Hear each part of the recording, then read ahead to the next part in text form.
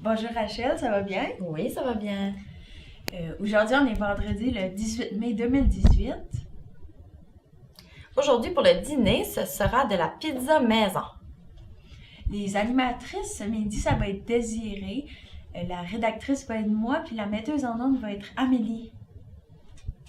Aujourd'hui, aux intramuraux, ce sera les trous de beigne contre les recrues.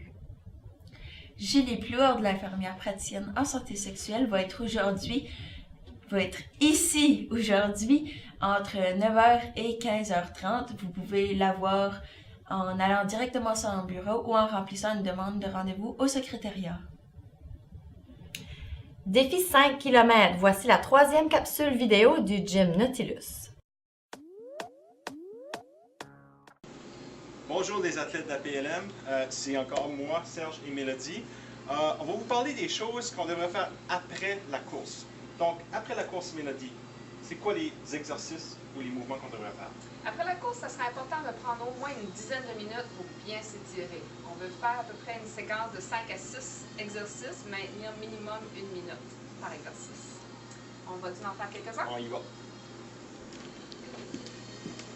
OK, un bon exercice ici, c'est l'étirement du coureur, où on va étirer les quadriceps. Tu peux aussi lever tes bras vers le haut pour aller chercher un étirement du grand droit. Ici, on voit l'étirement pour le mollet. N'oubliez pas, il faut maintenir une minute de chaque côté. Voici l'étirement du pigeon. On peut commencer avec le dos droit. Si ça va bien, on peut aussi descendre le dos vers l'avant.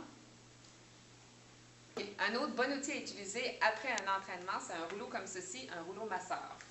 Serge va vous montrer comment masser les mollets. Ça fait super du bien, vous allez aimer.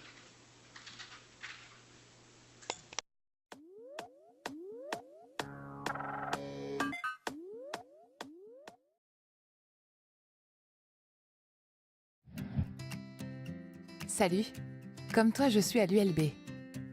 Tu connais la journée du 17 mai?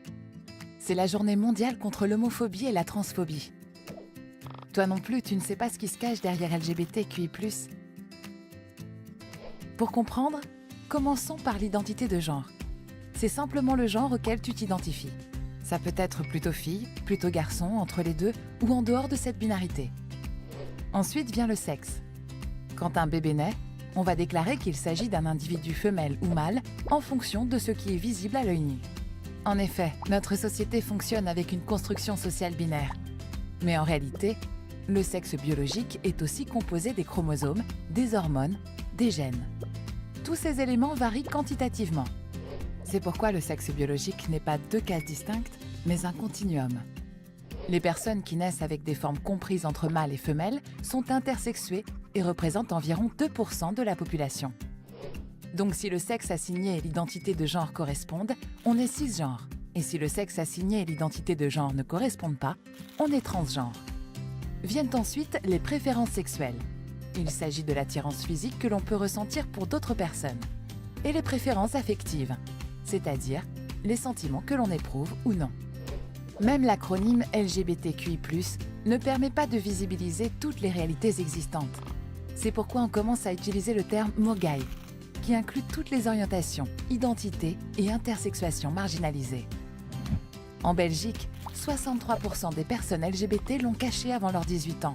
15% des personnes LGBT se sentent discriminées dans le domaine professionnel, ce chiffre allant jusqu'à 29% pour les personnes trans.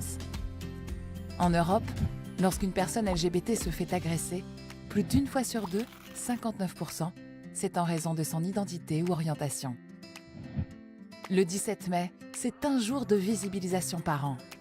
Le reste de l'année, à toi de jouer.